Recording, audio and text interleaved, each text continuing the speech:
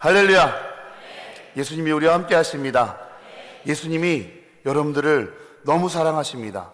아무나 만나주시지 않으세요. 아무나 찾아가지 않으십니다. 예수님이 계획한 자, 예수님이 택한 자에게만 주님은 찾아가 주셔서 말씀하여 주시고 깨닫는 은혜를 주십니다. 오늘 그 주님의 은혜가 여러분들에게 이미 임했습니다. 그 주님께서 여러분들 깊이 만나주시고 나는 할 수 없었던 것들을 주님께서 하게 만드시는 그 놀라운 능력의 은혜를 누리는 자들 되길 바랍니다. 요즘 들어서 제가 가장 많이 느끼는 것 중에 하나가 우리는 정말 무능한 자인데, 아무것도 할 수 없는 자인데 예수님의 능력이 이렇게 나타나는구나. 우리 안에서 예수님의 능력이 이렇게 나타나서 내가 할 수 없었던 것들을 할 수 있게 만드시는 그 주님의 능력이 이런 거구나 라는 것들을 많이 체험하고 있습니다. 저도 체험을 하고 있고 우리 주님이 하시는 그 모습들을 보게끔 하시는 것 같아요. 우리가 캠프는 지지난주에 끝났지만 이제 아이들 간증을 제가 이제 받으면서 들었는데, 아이들 간증 중에 하는 이야기가 자기는 할 수 없었는데 자기가 하고 있더라. 나는 이런 것들을 할 수 있는 생각을 못 했는데, 하고 싶지 않아 했고 못하는 사람이었는데 어느 순간 자기가 하고 있더라.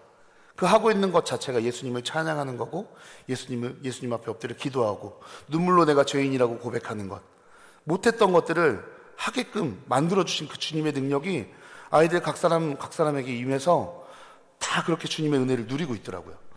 이게 과연 우리가 노력해서 우리가 준비해서 이렇게 이루어진 것이 아니라는 게 너무나 명확한데, 정말 주님의 부흥의 때가 이렇게 이루어지고 있구나.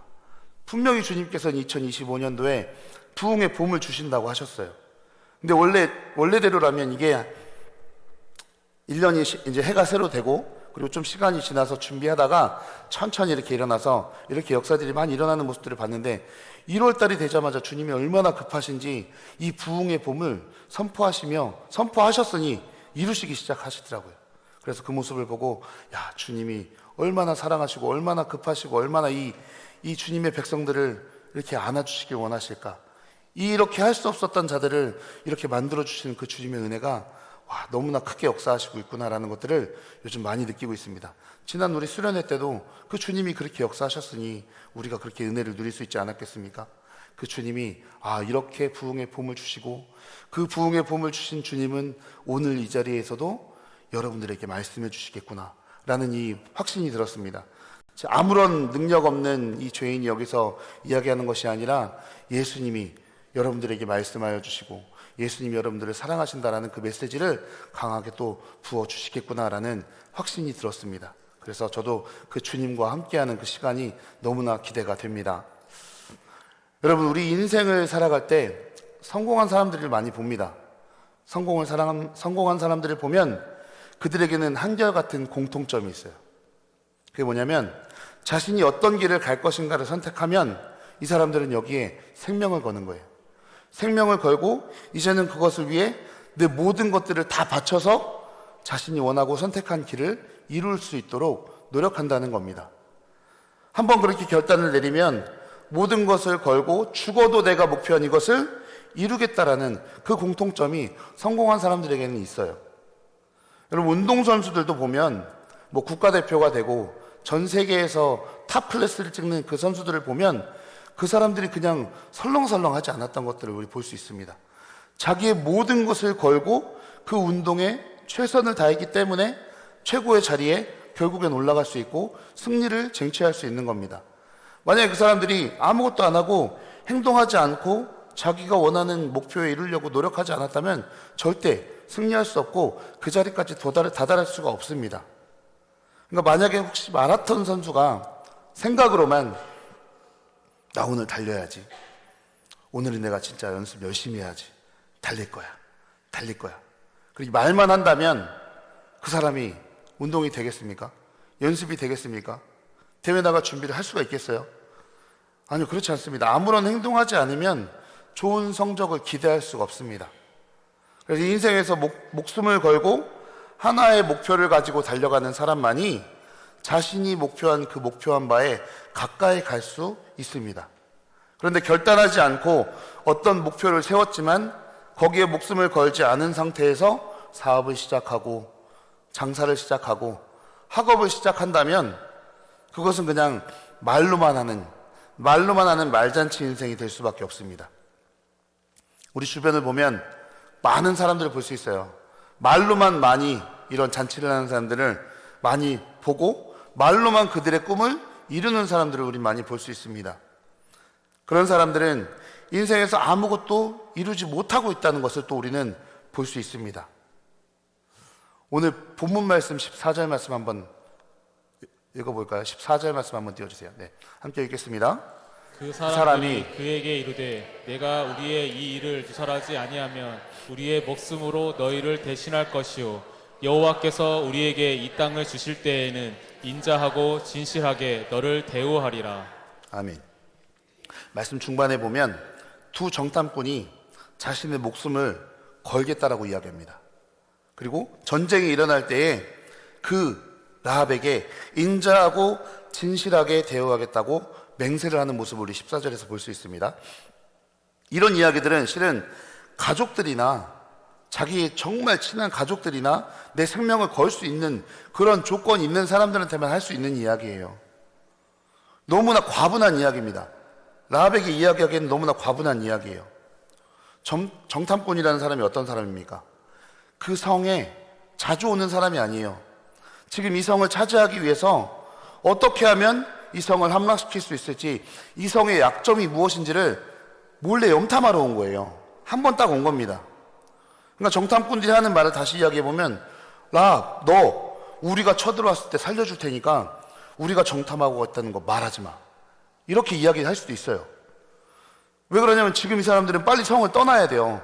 지금 이제 정탐이 끝났고 자기의 목숨을 유지하려면 지금 자기들을 잡으러 오는 그 경비병들을 피해서 빨리 성을 떠나야 되는 상황입니다.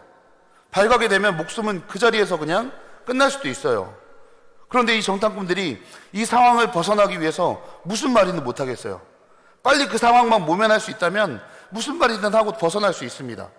그냥 듣기 좋게 말을 해주고 끝내면 되는 문제인데, 자신을 살려주었다고 해도 그를 위해서 그냥 목숨을 걸겠다라고 맹세까지 할 필요는 없는 거예요. 어차피 이 사람들은 적군의 민족이에요. 적군의 민족이고, 거기서 라합은 거기서도 비천하다 여기는 기생이었습니다. 그 기생이었는데 그 기생인 라합과 그의 가족을 꼭 책임지고 자기들의 목숨까지 담보로 걸면서 그렇게 대우해 줄 필요가 없는 상황이에요. 이들은 목숨남의 전쟁은, 이들이 전쟁을 시작하면 이들은 그냥 목숨이 없어져도 아무렇지 않은 존재들입니다. 또 만약에 거기서 살아남았다고 해도 그냥 노예로 삼으면 돼요. 전쟁의 포로로 삼으면 되는 그런 하찮은 존재입니다. 그런데 이런 자들에게 인자와 진실하게 대우해 주겠다는 것은 아주 너무 극진하게 대해 주겠다, 내가 너를 엄청 잘 보살펴 주겠다라고 정말 맹세를 하는 겁니다. 죽어도 마땅한 자들이고 노예로 살아가야 될 그런 자들에게 이건 너무 파격적이고 너무 극진한 대우를 해주는 이야기예요. 정탐꾼들이 그 여리고성에 들어가서 정탐을 시작했을 때 이들이 사람을 한두 명만 만났겠어요? 이들이 정탐할 때 숨어 다니면서 정탐했겠습니까? 스파이가 딱 들어갔을 때 난 스파이니까 숨어 다녀야지, 사람들한테 들키지 않아야지, 그러면서 다니면 그 사람이 스파이 역할을 제대로 할 수 있을까요? 아니요. 정탐꾼으로 들어갔어도 자연스럽게 행동해야 돼요. 아, 나는 그냥 이방 나라에서 여행 온 나그네처럼 그냥 자연스럽게 다닐 수 있어야 됩니다. 그래서 주민들도 만나서 이야기도 해봐야 되고, 또 목이 마르면 물도 달라고 할 수 있어야 되고, 배고프면 식당에 가서 밥도 먹어야 되고, 길을 모르면 내가 여기 오늘 처음 와서 그런데 여기 어디, 여기 군대 무슨 높은 뭐 이런 지휘관들이 일하는 그런 데는 어디입니까? 하고 물어봐야 어디 있는지 지형도 파악하고 그 사람들이 전쟁에 쳐들어왔을 때 여기가 핵심지입니다, 여기를 쳐야 됩니다라고 그런 정보들을 다 이렇게 가져갈 수 있을 거잖아요. 그러니까 이 정탐꾼들은 성에 들어와서 많은 사람들을 만났어요. 많은 사람들을 만나고 오히려 그 모습을 너무나 자연스럽게 성의 그냥 하나 일원으로서, 성에 사는 주민의 일원으로서 너무나 자연스럽게 행동하며 다녔습니다. 그래서 이들이 정탐을 하다가 목이 마르면 물을 주는 사람들도 있을 거고 밥을 주는 사람들도 있었습니다. 이렇게 신분을 숨기고 정탐을 하는 동안에 여러 사람을 만나고 도움을 받았는데 이렇게 많은 도움을 받은 사람 중에 한 명이 라합이었어요. 많은 도움을 받은 사람 중에 한 명이 라합이었습니다. 아무런 특별한 관계가 아니었다는 말이에요. 그리고 이 라합은 그저 비천하게 여기는, 천하게 여기는 기생 중에 한 명, 그 정도였습니다. 그리고 율법을 잘 지켜야 했던 유대인들에게 이 기생이라는 사람은 너무나 하찮은 사람이에요. 아무도 상대하고 싶지 않아 했습니다. 유대인들은 기생을 음란한 죄인이라고 여기는 것을 우리는 성경을 통해 많이 볼 수 있어요. 그럼에도 불구하고 이 두 정탐꾼들은 자신들이 천하게 여기는 직업을 가지고 있는 그 라합에게 마치 자기 가족이라도 된 것처럼, 아니면 또 연인이라도 된 것처럼 자신의 목숨을 바쳐서 너를 내가 선대해주고 잘 대해주겠다라고 아주 극진한 맹세를 지금 해주고 있습니다. 그렇다면 두 정탐꾼들은 자신들이 성 안에서 만난 다른 사람들, 자신에게 목마를 때 물을 주고 배고플 때 밥을 주고 정말 중요한 정보를 얻기 위해서 가는 길을 알려준 그들에게도 이렇게 똑같이 이야기해줘야 되는 거 아닙니까? 동일하게 맹세하고 그들에게도 살려주겠다라고 찾아가서 얘기해줘야죠. 똑같은 도움을 받았는데.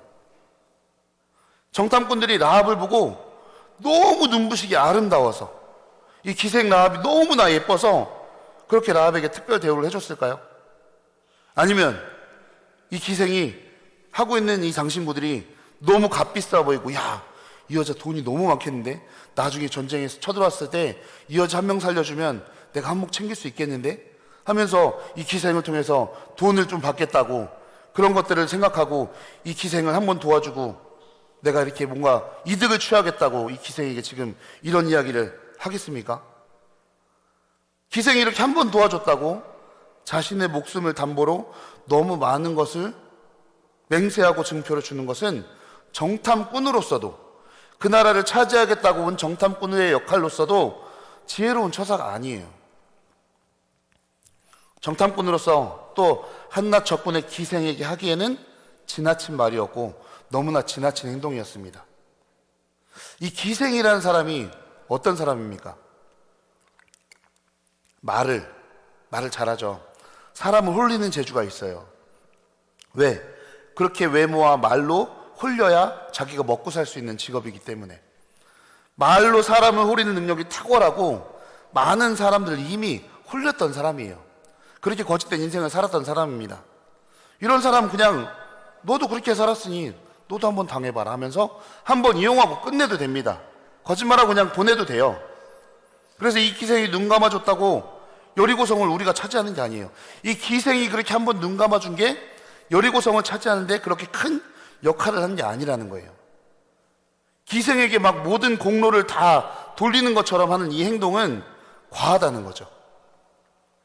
너무 지나친 처사였습니다.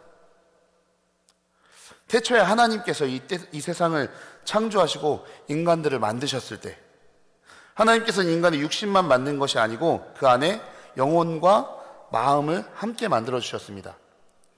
그리고 하나님이 처음 사람을 만드셨을 때 그 인간의 영혼은 굉장히 따뜻한 영혼이었어요. 그 인간의 영혼에 이기심이라는 것이 없었습니다. 오히려 누군가를 보살피고 도와줄 수 있는 그런 존재를 하나님은 만드셨어요. 그래서 아담에게 하나님이 하와를 만들어 주셨을 때 아담이 하와를 보고 고백한 게 있어요. 내 뼈 중에 뼈요, 살 중에 살이니라. 우리 창세기 2장 23절 한번 읽어볼까요? 아담이 이르되 이는 내 뼈 중에 뼈요, 살 중에 살이라. 이것을 남자에게서 취하였은즉 여자라 부르라 하리라. 내 뼈 중에 뼈요, 살 중에 살이라는 말은 그 무엇보다 소중하다는 말이에요. 소중한 존재라고 하는 말이고 내가 보살피고 내가 아껴야 하는 존재라는 것을 지금 아담이 고백하고 있습니다. 이처럼 하나님이 창조하신 인간은 자신의 목숨을 다해서 누군가를 사랑하고 도와주고 보살피는 존재였습니다. 자신만을 위한 존재가 아니라 누군가를 보살펴줄 수 있는 존재였다는 거예요. 근데 그러던 어느 날 인간이 하나님의 계명을 어기고 난 그 후에 갑자기 돌변을 했습니다. 하나님이 창조하신 아름다운 영혼의 소유자에서 이기심 가득한 존재로 바뀌어버렸어요. 마치 기억상실증에 걸린 것처럼 과거의 그 아름다운 영혼은 온데간데 없이 다 사라지고 자신을 위해서 누군가의 목숨을 공격하면서 심지어 살인에 이르는 포악한 인간으로 변했습니다.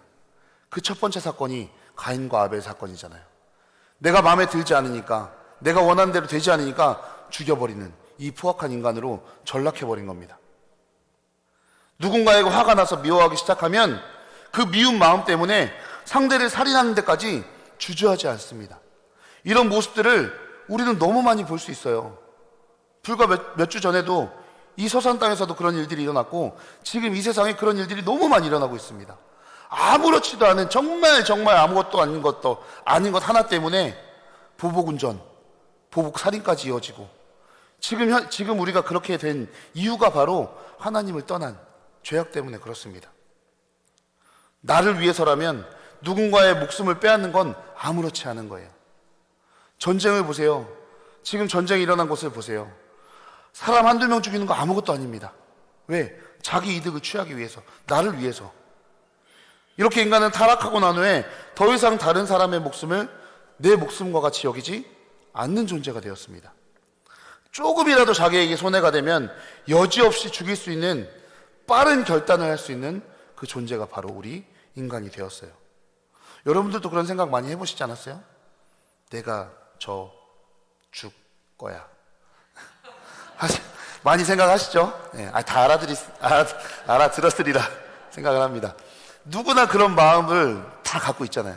나에게 조금만 손해오면 이게 올라오는 습성이 우리 안에 너무 가득합니다. 그래서 이 지구상에서 가장 무서운 존재가 최상의 포식자의 위치에 있는 호랑이나 사자나 아니면 바다의 범고래나 상어 이런 것이 아니라 바로 우리 인간들입니다. 우리 인간이 이 지구상에서 가장 두려운 존재예요.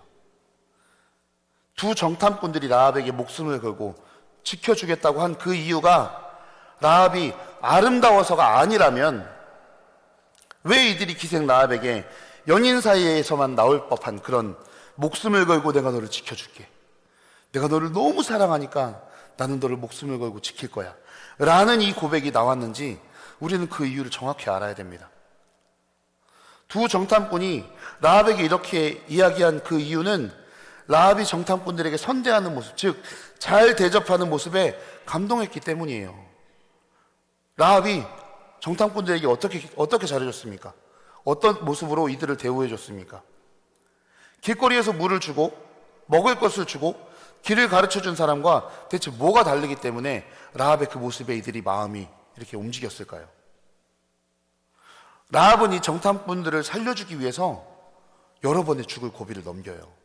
우리가 그 이 말씀 이전에 보면 라합이 한 모든 것들을 세세하게 기록하지 않았습니다. 그러나 그 위에 말씀을 보면 라합이 이 정탐꾼들을 어떻게 숨겨주고 어떻게 그 경비병들을 따돌렸는지에 대한 말씀이 이렇게 나와 있는데 여러분들 다 아실 거예요. 그 말씀을 읽지 않아도. 그렇게 라합은 그렇게 하려면 목숨을 걸어야 되는 일입니다. 만약에 여러분들 집에 북한에 공작원이 왔어요. 와서 살려달래. 그리고 저 뒤에는 경찰이 오고 있어. 그런데 이 공작원이 무작정 내 집으로 들어와서 나 살려달라는 거야. 그럼 여러분들 살려주시겠어요? 알았어요. 저쪽에 가서 숨어 계세요. 일단은 방에 숨어 계세요. 그리고 경찰 오면 어떻게 하실래요? 저기로 갔어요. 저기 있습니다. 이렇게 할 게 뻔하잖아요. 그죠? 근데 지금 라합은 자기 그 생명이 그 자리에서 만약에 발각되면 그 자리에서 죽임당해도 아무런 할 말 없는 그런 상황인데 목숨을 걸고 이 정탐꾼들을 숨겨준 거예요. 그 모습을 정탐꾼들이 듣고 봤습니다. 라합은 적군의 그런 기생이었지만 그렇게 목숨을 거는 것을 이들이 본 거예요. 그리고 안전하게 자기를 숨겨주는 그 모습을 보고 정탐꾼들이 숨었을 때 그 경비병들한테는 그 사람들 이미 성읍을 빠져나갔습니다. 내가 성읍을 빠져나가는 것을 봤습니다. 그러니 빨리 따라가 보라고. 그럼 잡을 수 있을 거라고. 그래서 경비병들을 빨리 그곳에서 나가게 만들어 주셨어요. 라합 자신의 목숨을 거는 이 과감한 결단으로 이 두 정탐꾼들을 끝까지 숨겨줬기 때문에 이 모습을 본 정탐꾼들은 그 모습에 감동을 한 거예요. 자기 목숨이 이 여인 때문에 건진받았음을 알게 된 겁니다. 그래서 더 이상 자기들이 죽음의 위기에 빠져 있지 않게끔 이 여인이 도와주었구나를 알게 되니, 그러니 이 라합에게 그렇게 이야기할 수 있지 않겠어요?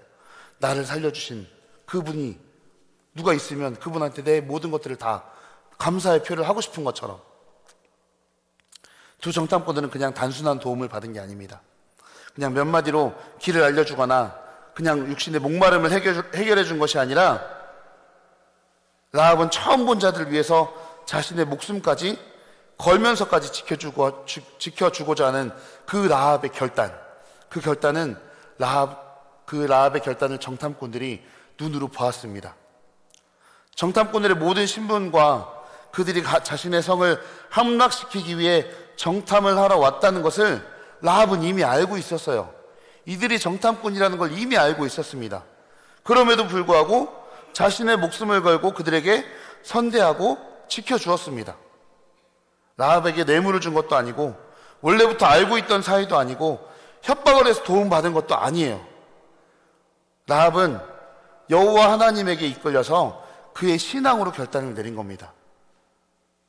라합은 기회주의자도 아니었어요. 기회가 왔으니 내가 이걸 빨리 잡아야 되겠다라며 자신의 이익을 위해 그런 행동을 한 자가 아니었습니다. 라합은 이미 이스라엘 백성을 인도하시는 하나님에 대해서 아는 자였습니다. 우리 여호수아 2장 9절 말씀 함께 읽겠습니다. 말하되 여호와께서 이 땅을 너희에게 주실 줄을 내가 아노라. 우리가 너희를 심히 두려워하고 이 땅 주민들이 다 너희 앞에서 간담이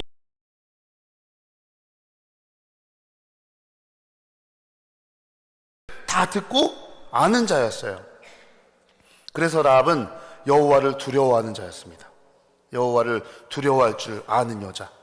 그래서 라합과 정탐꾼들은 이미 이 하나님을 믿는 신앙 안에서 같은 신앙으로 하나가 되었어요. 그렇기 때문에 민족도 다르고 오늘 처음 받고 정탐꾼이라는 걸 이미 알고 있었지만, 이제 하나님을 믿는 그 신앙 안에서 서로의 목숨을 지켜주는 존재가 되었습니다. 라합과 정탐꾼들 사이에는 이제 곧 시작될 폭탄 같은 전쟁이 기다리고 있었어요. 이들은 이제 시작될 전쟁 속에서 피로 맺어진 전우처럼 든든한 연결고리가 생겼습니다. 그 하나님이라는 연결고리로 같은 신앙 가운데서 자신의 목숨을 던지면서, 서로에게 던지면서 지켜줄 수 있는 전우가 된 겁니다. 그 누가 자신을 위해 목숨을 던진 전우를 보고 그 전우를 그냥 놔두겠어요? 그 전쟁터에서 그냥 왜 누가 놔두겠습니까? 내 목숨을 걸고 나를 지켜준 전우가 쓰러져 있으면 다시 가서 이를 끌고 와야죠. 살려내야죠. 모든 여리고 주민들을 다 죽여야 하는 그 상황 속에서 라합과 그의 가족들은 자신의 목숨을 걸고 지켜주고 보호할 뿐만이 아니라 이스라엘 안에서 잘 정착해서 살 수 있도록 모든 과정들을 다 도와주겠다라고 정탐꾼들은 약속을 합니다. 한 번도 만난 적이 없었지만 서로 간에 목숨을 건 그 결단으로 인해서 어느새 이들은 연인보다도 더 가까운 사이가 되었어요. 두 정탐꾼들은 라합의 목숨을 건 모든 과정을 다 지켜보았고, 자신들이 경비병을 피해 급하게 들어왔을 때 바로 집에 숨겨주면서 경비병들에게는 이미 이 성을 빠져나갔다라고 구해주는 그 모습을 보고 감동을 했습니다. 이 모습을 다 보았기 때문에 이들은 친구보다 더 깊은 관계가 됩니다. 예수님도 이 땅에 오셔서 자신의 목숨을 걸고 자신의 자녀들을 지키는 놀라운 결단을 하셨습니다. 예수님은 먼저 자신의 결단력으로 목숨을 바쳐서 죄 지은 인간들이 하나님을 적으로 비참한 인생을 살았지만 그들을 위해서 자신의 목숨을 내어놓습니다. 라합의 목숨을 건 결단으로 두 정탐꾼들을 끝까지 살리기 때문에 두 정탐꾼들은 이런 라합을 자신의 생명처럼 아끼고 끝까지 지켜주는 결단력으로 라합에게 화답을 하죠. 예수님은 목숨을 건 결단력으로 전 인류를 살려주시는 놀라운 역사를 일으키셨습니다. 예수님이 목숨을 걸고 하나님의 적이 된 타락한 인간들을 위해 자신의 모든 것들을 다 바치셨어요. 이렇게 먼저 예수님이 목숨을 던져서 인간들을 불쌍히 여기는 그 놀라운 사역을 하셨기 때문에 하나님은 모든 인간들의 죄를 다 용서해 주시고, 누구든지 예수님을 믿는 자는 어떤 죄도 다 선대해 주시면서 그 죄인들의 가족까지도 다 선대하시고 살려주시는 놀라운 역사를 이루어 주셨습니다. 예수님의 목숨을 버리는 그 결단을 통해서 우리 인류가 살 길을 얻게 되었습니다. 우리 예수님이 죄인들을 마치 연인이라도 되는 것처럼 자신의 모든 목숨을 아낌없이 던졌기 때문에 모든 인간들의 가족들을 다 살릴 수가 있게 되었습니다. 예수님의 제자들도 한때는 예수님을 의심하고 예수님을 배척하고 멀리 떠났습니다. 그의 목숨을 버리면서까지 자신의 사역을 완성하는 그 결단력을 제자들이 보면서 다시 예수님에게로 돌아와서 그를 믿고 따르게 되었어요. 제자들이 어땠습니까? 3년 동안 예수님과 함께 했지만 예수님이 십자가에 달려 돌아가기 전에 고문을 당할 때 베드로는 예수님을 3번 부인하고 떠났고, 예수님을 부인했다라는 말은 너무나 좋은 말로 순화시켜 놓은 거예요. 부인하는데 나 저 사람 모른다라고 강하게 부인할 때 욕이 안 나왔겠습니까? 그것도 수제자라는 베드로가 그렇게 부인하고, 또 예수님이 잡혀가는 그날 제자들도 다 두려워서 자기들도 같이 잡혀가 죽을까봐 다 뿔뿔이 터졌어요. 다 어디 집속에 숨어서 벌벌 떨며 있었습니다. 그렇게 예수님을 믿고 따르는 것이 아니라 그렇게 예수님이 자신들을 위해 목숨을 걸고 다시 부활하심을 보고 나니까 이제 그들도 예수님을 위해 목숨을 버리는 결단을 하게 됐습니다. 여러분들이 잘 알고 있는 것처럼 예수님의 제자들이 어떻게 죽었어요? 베드로가 어떻게 죽었습니까? 자기는 예수님과 같이 죽을 수 없다. 나는 십자가를 거꾸로 매달아 죽겠다고. 요한은 반모섬으로 가서 유배를 가서 거기에서 평생 동안 유배당하며 죽습니다. 나머지도 마찬가지예요. 안드레는 X자로 달린 그 십자가에 매달려서 몇 날 며칠 거기에서 그냥 바로 죽은 것이 아니라 매달려 있는 그 순간 몇 날 며칠을 복음을 전하다 죽었습니다. 나머지 제자들도 칼에 찔려 죽고 창에 찔려 죽고 다 순교당했어요. 이들이 이런 결단을 어떻게 할 수 있었냐고요. 예수님이 잡혀가던 그날 다 도망갔던 자들인데 어떻게 이들이 예수님을 위해서 자기 생명 바쳐 결단하는 자들이 되었냐는 말이에요. 자신을 위해 목숨을 버리면서 사랑하시는 그 예수님의 결단을 보았기 때문입니다. 인간인 라합은 자신의 목숨을 버리는 그 결단으로 자신의 부모와 형제와 친척, 친구까지 다 구원받는 놀라운 역사를 일으켰어요. 인간이면서도 이렇게 했는데, 신성을 갖고 계신 그 예수님께서 죄인인 인간을 선대하시면서 자신의 목숨을 버리셨다면 어느 정도의 인간을 구원할 수 있겠습니까? 예수님은 완전한 인간으로 이 땅에 오셨습니다. 한없이 완벽한 인간으로서 이 땅에 내려오셨어요. 그러나 그분의 본성은 완벽한 신이라고 성경은 이야기하고 있습니다. 우리 빌립보서 2장 6절 말씀 함께 읽겠습니다. 그는 근본 하나님의 본체시나 하나님과 동등됨을 취할 것으로 여기지 아니하시고. 아멘. 그의 본체는 누구시라고요? 하나님이시라고. 하나님 아버지와 동등하신 분이라고요. 하나님 아버지보다 낮지도 않고 그분보다 높지도 않습니다. 이사야에서도 예수님이 곧 하나님 아버지라고 말씀을 하고 있습니다. 우리가 잘 아는 말씀인데 이사야 9장 6절 말씀 함께 읽겠습니다. 이는 한 아기가 우리에게 낳고 한 아들을 우리에게 주신 바 되었는데 그의 어깨에는 정사를 메었고 그의 이름은 기묘자라 모사라 전능하신 하나님이라 영존하시는 아버지라 평강의 왕이라 할 것임이라. 아멘. 전능하신 하나님, 누가요? 한 아기, 우리에게 오시는 그분, 예수님을 이야기합니다. 우리에게 나시고 우리에게 주신 그 한 아기가 바로 예수님이라는 거예요. 그리고 그분이 전능하신 하나님이라고 분명히 기록하고 있습니다. 예수님은 하나님이십니다. 인간을 위해서 모든 영광을 다 버리고 인간의 모습으로 이 땅에 내려오신 하나님이세요. 그 위대한 분이 우리 인간들을 선대하기 위해서 자신의 목숨을 아낌없이 버리셨어요. 피조물인 죄인이 자신의 목숨을 버리는 것이 아니라 하늘의 하나님이시고 창조주 하나님께서 이 땅에 내려와서 자신의 목숨을 버린 사건입니다. 창조주께서, 그 전능하신 분께서 자신의 목숨을 버린다면 얼마나 큰 역사를 일으킬 수 있겠습니까? 사람들이 돌을 들면 얼마나 큰 돌을 들겠어요. 유튜브를 보니까 이만한 돌도 못 들더라고요. 근데 이거를 전 세계 기록이라고 너무 좋아서 기뻐 뛰는 모습을 유튜브에서 봤는데, 하나님이 돌을 들면 얼마나 큰 돌을 들으시겠습니까? 돌뿐만이 아니죠. 예수님의 신성의 능력은 끝이 없습니다. 예수님 자신이 목숨을 던지면 전 인류를 구원하고도 충분히 남는 그런 능력을 갖고 계신 분이에요. 그렇다면 그 예수님이 자신의 목숨을 던지면 어떤 인간이 살아나지 않겠습니까? 인간의 죄가 아무리 많아도, 그 죄가 너무 커도 그 죄가 예수님의 목숨보다 더 클 수 있겠습니까? 타락한 인간들이 모두 구원받을 수 있는 길을 예수님으로 말미암아 활짝 열어주셨어요. 어떤 죄를 가진 자도 다 용서받을 수 있는 길을 열어주셨습니다. 예수님이 목숨을 건 결단으로 인해서, 예수님이 버리신 그 고귀한 목숨으로 인해서 모든 성도의 목숨은 죽음에서 생명으로 옮겨지는 놀라운 은혜를 받게 되었습니다.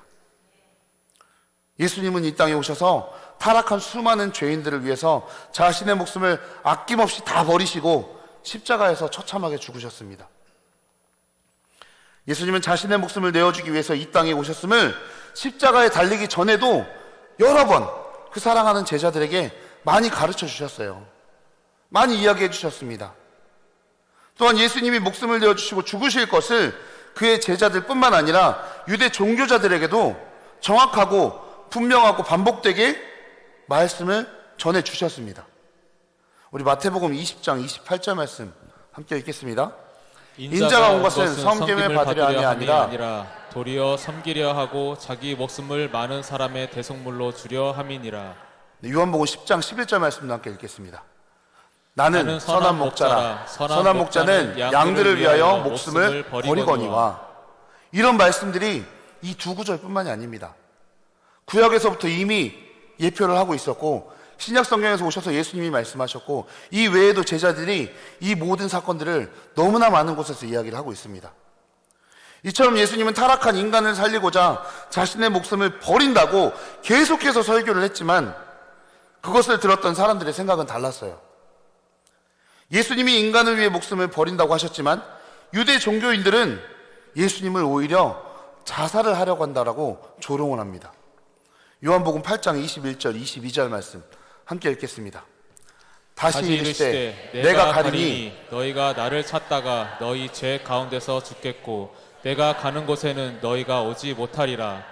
유대인들이 이르되 그가 말하기를 내가 가는 곳에는 너희가 오지 못하리라 하니 그가 자결하려는가? 예수님이 죽으심으로 구원을 이루고 하늘나라로 올라가심을 유대인들은 자살한다라고 생각을 합니다. 착각을 해서 예수님을 조롱하는 거예요. 우리가 그냥 말씀만 읽으면 그가 자결하려는가? 너무 좋게 순화해서 말씀이 기록되어 있어요. 조롱하는 거예요. 야, 쟤는 말씀을 쟤 분명히 자살하는 거라고. 조롱을 하는 모습인데, 유대인들이 왜 이 예수라는 청년이 자살한다고 생각을 했을까요? 왜 저렇게 죽고 싶어 한다라고 여기면서 자살한다고 저렇게 조롱을 했을까요? 예수라는 청년은 한때 엄청난 붐을 일으켰습니다. 몇천 명이 모여서 말씀을 듣고 거기서 엄청난 능력을 또 보여준 청년입니다. 그런데 결국 어떻게 됐습니까? 이 말이 어렵도다 하고 많은 사람이 떠나갔다고 그랬어요. 그러니 유대인들이 보기에는 망한 목회자인 거야. 망한 선생인 거야. 그러니 그 망한 모습을 보고 인정받지 못하니까, 그리고 자신들에게도 인정받지 못하니까 그 당시 유대 종교자들, 그 당시 그 종교자들에게도 인정받지 못하니까 이 예수가 좌절해서 자살하려는구나 라고 받아들입니다. 결국 예수는 자신의 목숨을 버리는 자살을 통해서 끝까지 관심을 끌어보려는 청년으로 낙오시켜버린 거예요. 유대 종교자들이 하는 이 착각은 예수님이 인류를 위해서 버리신 그 목숨을 천대하고 모욕하는 행동입니다. 예수님의 목숨은 이 땅에서 그렇게 천대를 받았고 이 땅에서 외면을 당하셨어요. 예수님의 고귀한 그 목숨에 대해서 자신의 꿈을 이루지 못해서 자신의 목숨을 포기한 불쌍한 인간이라고 사람들은 생각했습니다. 심지어 예수님의 제자인 가룟 유다조차 예수님이 아직 할 일이 너무나 많은데 왜 자꾸 자기 목숨을 저렇게 버리겠다라고 이야기를 하는지 도무지 이해할 수가 없었어요. 그래서 자기가 그 예수님을 따라다녔던 그 3년의 시간이 너무나 아깝고 그 아픔과 극심한 분노 때문에 내가 저 예수를 팔아버릴 거야. 보상이라도 받아야 되겠어. 내 3년이라는 시간을 허송세월한 이 시간에 대한 보상을 내가 받아야 되겠어라는 그 악한 마음 때문에 예수님을 팔았습니다. 예수님의 인류를 위해 바친 그 고귀한 목숨은 인간들 세상에서 그 누구보다 가치 없고 싸구려 취급받는 그 목숨으로 전락해버렸습니다.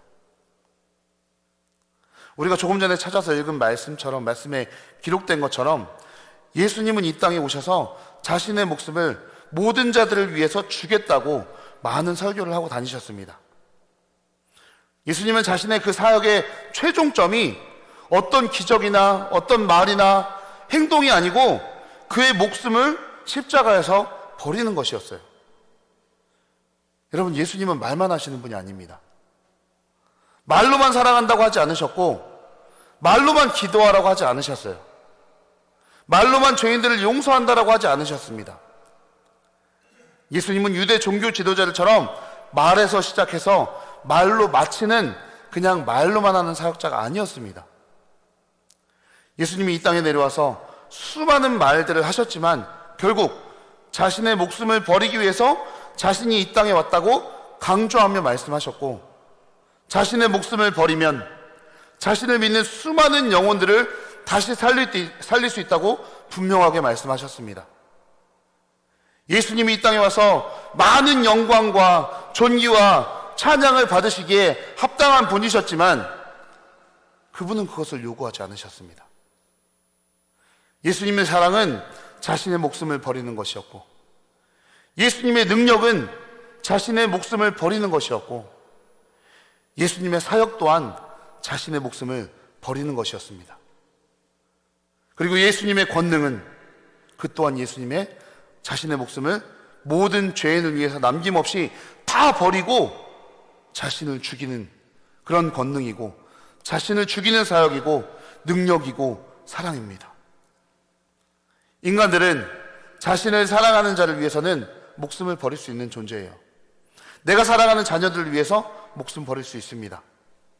그러나 예수님은 자신을 미워하고 욕하고 자신을 버리는 제자들과 그 모든 인간들을 위해서 자신의 목숨을 버릴 수 있으신 분이에요.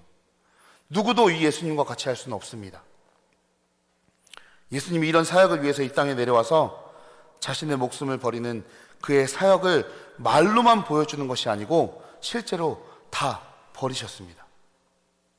예수님이 이 땅에 사용하신 그 공생애로 인해 우리의 모든 인생의 살 길이 열렸어요. 사랑하는 예담 성도 여러분, 결단이 무엇입니까? 결단이라는 게 무엇입니까? 결단이라는 것은 자신의 작은 이익과 작은 영리를 위해서 하는 게 아닙니다. 결단은 말로만 떠드는 게 아니에요. 결단은 자신의 목숨을 바치고 자신의 목숨을 주는 것입니다. 예수님이 결단이 귀한 것은 말로 시작해서 말로 끝나는 정도가 아니라 자신의 목숨을 모든 죄인들을 위해서 아낌없이 주었기 때문이고, 목숨으로 시작해서 목숨으로 끝나는 결단이기 때문에 예수님의 결단이 귀하다고 우리는 이야기합니다. 많은 사람들은 말로만 결단합니다. 이것을 보고 진정한 결단이라고 누구도 동의하지 않아요. 진정한 결단은 자신의 목숨을 태우고 자신의 목숨을 불태우고 모든 것을 바치고 모든 것을 다 줄 수 있을 때 결단이라고 우리는 이야기할 수 있습니다. 말로만 하고 실제로 행동하지 않고 아무것도 주지 않는다면 그것은 결단이 아니고 오히려 희롱이고 무능력입니다. 목숨보다 더 큰 결단은 없습니다. 목숨보다 더 값진 결단도 없어요. 목숨을 줄 수 있는 결단은 내 모든 것들을 다 줄 수 있다는 결단입니다. 목숨을 바칠 수 있는 열정과 목숨을 바칠 수 있는 확신으로 우리의 신앙을 가지고 인생을 살아간다면 그런 자는 결단이 없이 말로만 신앙생활하는 100만 명보다 더 강하고 훌륭하고 더 큰 영향력을 가진 자로 살아갈 수 있게 됩니다. 말로만 하는 결단은 이 세상에서조차 아무런 힘이 없고 영향력이 없습니다. 예수님의 결단이 위대하고 예수님의 결단이 큰 것은 바로 예수님의 목숨을 주는 결단이었기 때문이에요. 우리 인간의 결단은 죄를 짓는 것밖에 없습니다. 죄를 향해서 달려가는 그 결단 외에는 우리는 아무것도 결단할 수가 없어요. 우리가 결단을 하면 무슨 결단을 하겠습니까? 내가 예수님을 위해서 내 생명을 걸겠다고 결단하면 그 생명을 거는 인생을 살 수가 있을까요? 아니요. 우리는 못 살아요. 다시 예수님을 도망가는 자들입니다. 그럼 그 끝은 다시 죄악이에요. 우리는 죄를 지을 수밖에 없는 결단밖에 할 수 없는 자들입니다. 그래서 우리 인간이 하는 결단은 날마다 주님을 떠나는 결단이고 하나님을 떠나는 결단만 하기 때문에 인간은 죄를 짓는 인생을 살아가야 합니다. 그래서 하나님 아버지는 인간이 더 이상 스스로 자신의 목숨을 지키지 못하고 그 비참한 가운데서 지옥을 살아갈 수밖에 없는 인생을 사는 것을 보시고 그래서 예수님을 이 땅에 보내주셨습니다. 예수님께서 자신의 목숨을 아낌없이 버리시는 그 위대한 결단을 통해서 죄인들을 살리고자 하는 모습을 보는 자는 다시 하나님 아버지께 돌아올 수 있게 되었습니다. 하나님 아버지가 예수님을 보내신 이유, 예수님의 목숨을 버리는 그 위대한 사역을 통해서 하나님 아버지에게로 돌아가도록 만들어주시기 위한 하나님 아버지의 사랑입니다. 하나님 아버지께로 돌아가면 다시 인간은 죽는 존재가 아니라 영원히 복되게 사는 존재가 됩니다. 하나님 아버지는 죽어가는 이 인간들을 살리고자 가장 귀한 예수님을 이 인간의 모습으로 보내시는 결단을 통해서 우리 모두를 살려주셨습니다. 오늘 본문에서 라합은 두 정탐꾼들과 이스라엘 백성들을 위해서 먼저 자신의 목숨을 과감히 버리는 결단을 했기 때문에 결국 여리고를 멸하려고 온 두 정탐꾼들은 라합의 그 결단에 감동해서 자신의 생명을 대신해서라도 라합의 목숨을 지켜주고 싶었습니다. 라합은 자신의 목숨을 버리려고 했고 자신의 목숨을 이들을 위해서 내놓으려고 했습니다. 그런데 오히려 라합은 자신의 목숨을 건진받았고 자신뿐만 아니라 자신의 모든 가족이 구원을 얻게 되었어요. 죽고자 하면 살고 살고자 하면 죽는다는 그 예수님의 말씀이 이 라합에게 적용된 겁니다. 그래서 라합을 살리는 놀라운 역사를 주님께서 일으켜주셨고 적국의 기생이라는 초라한 인생을 살고 있었지만 인자하고 진실하게 너를 대우하리라는 이 놀라운 은혜를 이루어 주셨습니다. 이스라엘의 민족의 영웅이 됐어요, 라합은. 그래서 더 나아가서 라합은 어떤 존재가 되었습니까? 라합은 예수님의 계보를 잇는 존재가 되었어요. 이보다 놀라운 축복을 어떤 인간이 받을 수 있겠습니까? 우리는 인생에서 결단하고 그 길을 우리가 달려간다고 하더라도 모두가 승리하고 모두가 다 꿈을 이루는 것은 아니에요. 아무리 열심히 해도 안 되는 것이 있습니다. 그것이 바로 우리 인생입니다.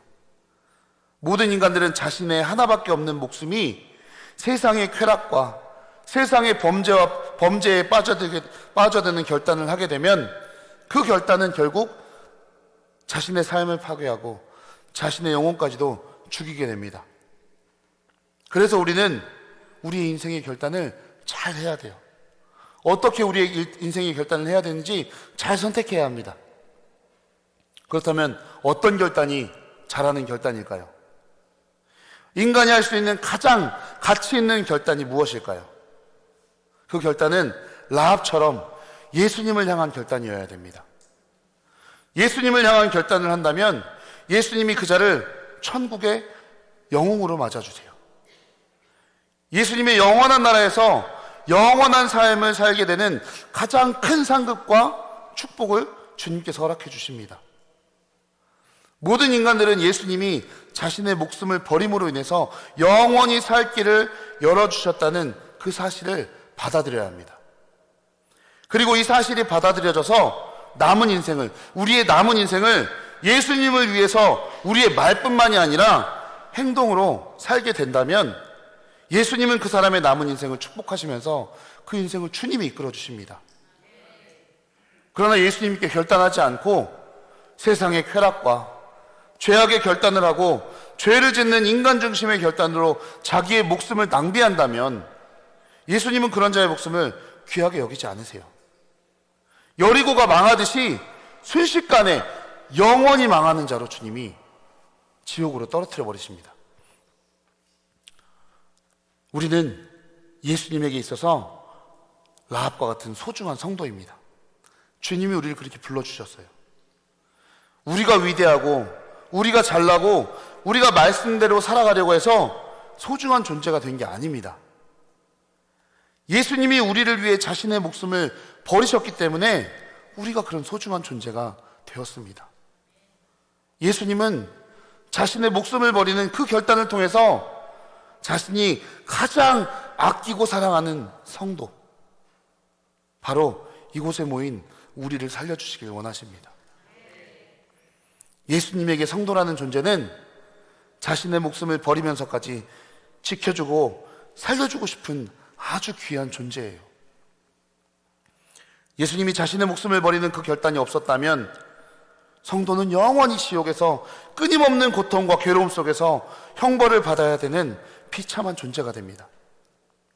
모든 인간이 하나님의 계명을 어기고 타락했지만 예수님이 자신의 목숨을 버려서 대신 죽으시고 성도를 살려주셨기 때문에 성도는 예수님의 목숨을 받아서 대신 살아나는 놀라운 복을 받은 존재가 되었습니다. 라합과 같은 복을 얻는 자가 바로 성도요, 바로 이곳에서 예수님을 갈망하는, 말씀을 사모하는 여러분입니다.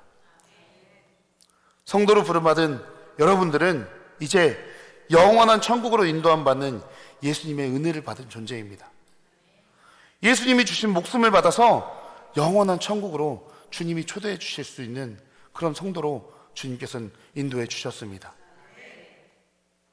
예수님의 성도로 부름받은 우리 예담교회 성도 여러분, 이제 여러분들은 인생에 어떤 결단을 하시겠습니까? 우리 마태복음 10장 38절 39절 말씀 함께 읽겠습니다. 또 자기 십자가를 지고 나를 따르지 않는 자도 내게 합당하지 아니하리라. 자기 목숨을 얻는 자는 잃을 것이요 나를 위하여 자기 목숨을 잃는 자는 얻으리라. 아멘. 우리 예수님은 어중뛴 자가 아니에요. 중간이 없습니다. 분명히 말씀하셨죠. 자기 십자가를 지고 나를 따르는 자는 내게 합당하지, 나를 따르지 않는 자는 내게 합당하지 아니하다고. 그리고 이 말씀을 누가복음에서는 이렇게 기록하고 있습니다. 누가복음 14장 27절. 누구든지 자기 십자가를 지고 나를 따르지 않는 자도 내게 내 제자가 되지 못하리라. 제자가 되지 못한다. 성도가 아니라는 이야기예요. 예수님과 함께 할 수 없다는 이야기입니다. 구원받지 못함을 정확하게 이야기하고 있습니다. 사랑하는 예담 성도 여러분, 한 번 사는 인생, 진리를 깨닫고 이 세상에서 자유함을 얻은 우리가 이제는 누굴 따라가야 되겠습니까? 여전히 이 세상 거 따라가시겠습니까? 세상 물질 바라보면서 따라가시겠습니까? 이제 우리는 예수님을 따라가는 결단을 해야 합니다. 우리의 생명은 내 노력에 달려있지 않아요. 우리의 생명은 예수님이 붙들고 계십니다. 우리의 목숨은 그분이 가지고 계세요. 내 목숨을 그분이 가지고 계시다면 내 생각과 모든 것들도 다 그분 주님께 맡겨야죠. 내 목숨은 주님이 붙들고 계십니다라고 결단하고 고백해야죠. 내가 이걸 결단하지 않는다고 내 목숨이 나에게 달려 있습니까? 아니요. 우리의 목숨은 이미 예수님께 달려 있습니다. 근데 그분 앞에 우리 결단하지 못하는 우리의 죄성 때문에 이제는 그 주님 앞에 우리 목숨을 맡기겠다라고 결단하는 자가 되어야 합니다. 어떤 문제가 있는 자도 우리가 그 예수님 앞에 결단하고 내 목숨은 주님께 있습니다라고 고백하면 주님이 도와주십니다. 어떤 문제가 있는 자도 주님은 능히 다 일으켜 주십니다. 생명을 주실 수 있는 분이 이깟 문제 하나 해결하지 못하시겠어요? 우리에게 인생의 문제가 닥쳐오는 그 이유가 무엇입니까? 주님이 우리를 만나주시려고 하는 거잖아요. 나를 만나주시기 위해서 내가 이 문제에 집중할 때 이 문제에 고난을 주셔서 이 문제에서 돌이켜서 예수를 바라보라고. 이제 주님이 그거 다 가르쳐 주셨잖아요. 이제 우리는 머리로만 이해하는 자가 되면 안 됩니다. 이제는 예수님 앞에 결단하고 그 예수님께 내 모든 것들을 드리겠다라고 우리는 결단할 수 있는 자가 되어야 합니다. 여러분, 어머니들이 위대하다라고 이야기하는 이유가 뭐예요? 우리 어머니들이 굉장히 위대합니다. 왜요? 그분은 자기 가족을 위해, 자기 자식을 위해 생명을 바치기 때문이에요. 어머니만큼 위대하다라고 할 수 있는 거는 이 세상에 그 누구도 없습니다. 어머니가 가장 위대하다는, 이건 설명 안 해도 여러분들이 다 알고 있는 거예요. 그 이유가 바로 목숨을 걸기 때문에, 생명을 걸고 우리 가족을 지켜주는 그 다짐, 그 결단이 있기 때문에 어머니를 위대하라고 우리는 이야기합니다. 교회에서 가장 존귀한 자, 누가 가장 교회에서 존귀한 자가 됩니까? 예수님을 위해서 자기 목숨까지도 다 내놓고 행동할 수 있는 자, 신앙생활하는 자, 그 자가 이 교회 안에서는 가장 존귀한 자입니다. 예수님은 누가 말만 하는 자인지, 누가 마음 깊은 곳에서부터 자신의 목숨을 다 바쳐서 행동하는 자인지를 다 알고 계세요. 나를 나보다 더 잘 아시는 분이십니다. 그 주님께서 우리가 거짓 결단했을 때 그 거짓 결단을 모르시겠습니까? 이제는 눈에 보이지 않는다고 모르실 거라는 그 착각 속에서, 죄악 속에서 벗어나야 합니다. 내가 어떤 결단을 하시는지 주님은 다 알고 계세요. 우리는 예수님을 위해 우리의 목숨을 내놓는 결단을 하고 그 예수님을 따라가는 존재가 되어야 합니다. 그러나 여전히 우리의 모습을 돌아보면 우리는 어떤 인생을 살고 있습니까? 아무리 자신의 소중한 목숨을 예수님을 위해서, 때로는 가족을 위해서 또는 친구를 위해서 주고 싶어도 여러분, 그게 마음대로 되셨어요? 아니요, 안 됩니다. 너무 어렵습니다. 내 목숨을 바친다는 것 자체가 너무 힘들어요. 예수님처럼 자신의 목숨을 모든 자들을 위해서 내어주는 그 예수님의 위대한 결단을 본받고 그렇게 살아가기 위해서, 그럼 우리는 어떻게 해야 될까요? 그 주님이 자기 십자가를 지고 따라오라고 말씀하셨는데 안 되는 우리 인생, 그럼 우리는 어떻게 해야 됩니까? 우리 인생은 우리의 생각대로 되지 않습니다. 우리 인생은 우리의 마음대로 이루어지지 않아요. 우리 인생은 예수님이 도와주셔야 됩니다. 예수님처럼 살고 싶다면 우리는 그 예수님을 만나야 돼요. 나의 이 허접한 결단과 나의 쓰레기 같은 죄악된 모습으로 결단하는 그 하찮은 결단이 아니라 우리가 예수님을 만나면 그 예수님을 만난 은혜로 인해서 우리가 예수님의 결단을 따라갈 수 있게 됩니다. 제가 말씀을 시작하기 전에 요즘에 제가 그런 은혜를 누리고 있다라고 말씀을 드렸죠. 내가 하지 못하던 것들, 예수님을 만나니까 자연스럽게 나오는 거예요. 아이들이 뛰지 못하고 찬양하지 못하고 손들지 못하고 주님 앞에 기도하지 못하는 그 모습을 너무나 후회하고 살아가고 있었는데 주님을 만나니까 눈물을 흘리고 뛰면서 주님을 찬양하더라고요. 그러면서 나는 이렇게 못했었던 존재인데 주님을 만나니 이렇게 내가 하게 되었습니다라고 예수님께 영광을 올리더라고요. 마찬가지입니다. 우리는 예수님을 만나야만 그 예수님을 따라갈 수 있습니다. 그 예수님이 하신 결단을 우리가 할 수 있는 거예요. 예수님을 만나고 그 예수님이 어떻게 목숨을 거는 결단을 하셨는지 우리가 직접 보고 느끼면 지금 이 시간에도 전 세계에 많은 사람들이 예배를 드리고 있어요. 그런데 많은 사람들이 예배를 드리고 있지만 그 예배의 자리에서 예수님께 마음 주지 않고 예수님에게 집중하지도 않고 얼마든지 예배할 수 있습니다. 그들은. 여러분, 고등학교 다닌다고 해서 고등학교 다니는 다 고등학교 다니는 모든 학생들이 다 좋은 대학으로 갑니까? 아니요. 열심히 공부하는 사람이 대학에 가요. 원하는 대학에 들어갈 수 있습니다. 그렇다면 예배에 참석만 한다고 모두가 예수님을 만나겠습니까? 아닙니다. 예배 때 우리는 예수님께 집중해야 돼요. 예수님께 몰입할 수 있어야 됩니다. 그래서 찬양 시간이 중요한 것이고, 그래서 모든 순간순간마다 그 예수님께 집중하는 시간이 필요한 거예요. 그렇게 예수님께 몰입하고 예수님을 구하고 찾아야만 우리가 그 주님을 만날 수 있습니다. 제가 아이들한테 항상 하는 이야기가 있어요. 얘들아, 우리는 아무것도 할 수 없어. 그런데 딱 한 가지, 기대만 하자. 예수님을 만나길 기대하자. 그 주님을 만나길 기대하면 주님은 분명히 찾아와 주신다. 이번 캠프가 시작하기 전에도 그렇게 이야기했고, 말씀 시간마다 이렇게 기대하고, 저도 그렇게 주님을 만났기 때문에 그 기대하는 마음을 가지고 그 예배에 나아갔을 때, 그 기도의 자리에 나아갔을 때, 찬양하는 자리에 나아갔을 때, 그 주님이 역사하실 것을 기대했을 때 주님은 강력하게 역사하십니다. 예수님께서 나를 위해서 목숨을 버리셨다는 그 놀라운 은혜가 깨달아지는 은혜를 우리는 예배를 통해서 받아야 합니다. 그렇게 예배를 통해서 예수님께서 자신의 목숨을 버리는 그 놀라운 은혜를 발견하고 볼 수만 있다면, 우리는 저절로 우리의 목숨을 예수님을 위해서, 복음을 위해서 던질 수 있는 위대한 결단을 하는 자로 주님이 변화시켜 주십니다. 우리 인생의 목표는 우리의 꿈과 생각으로만 되지 않습니다. 우리 인생의 목표는 예배 때 목숨을 버리신 그 예수님을 만나고 그 예수님을 체험할 때 예수님이 이루어 주십니다. 사랑하는 예담 성도 여러분, 특별히 우리 청년 학생들, 우리의 삶의 목표는 이 예배를 통해 이루어집니다. 예수님을 만남으로 이루어지는 거예요. 나의 열심과 나의 노력으로 이루어지는 것이 아니라 예수님을 만남으로 우리 삶의 목표가 세워지고 그 목표가 이루어지는 겁니다.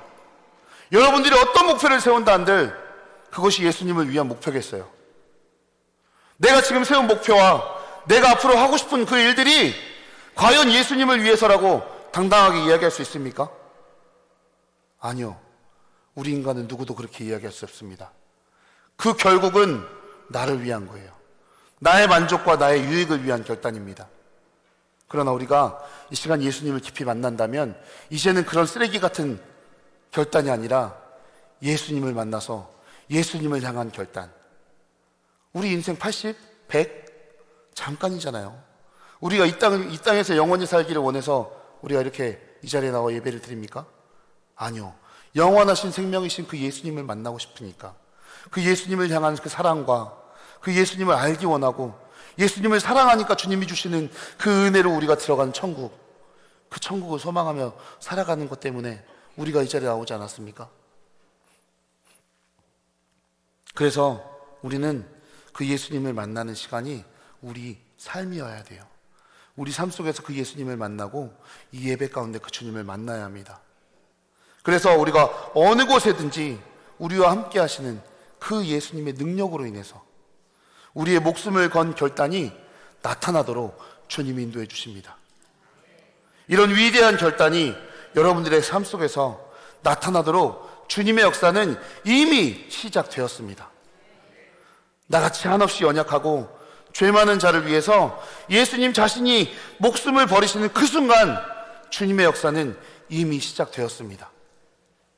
나 같은 죄인 살리신 그 주님의 은혜가 우리 한없이 연약한 우리에게 임했습니다. 잃어버렸던 우리의 생명을 주님이 다시 찾아주셨고, 주님을 찬양하고 주님을 위해 목숨을 거는 결단할 수 있는 인생으로 주님이 우리를 인도해 주셨습니다. 죄인들을 위해 자신의 생명을 건 결단을 하신 그 예수님, 그 예수님만이 찬양받기 합당하신 분입니다. 그 주님 앞에 우리의 모든 감사와 영광과 찬양을 올려드립시다. 아멘.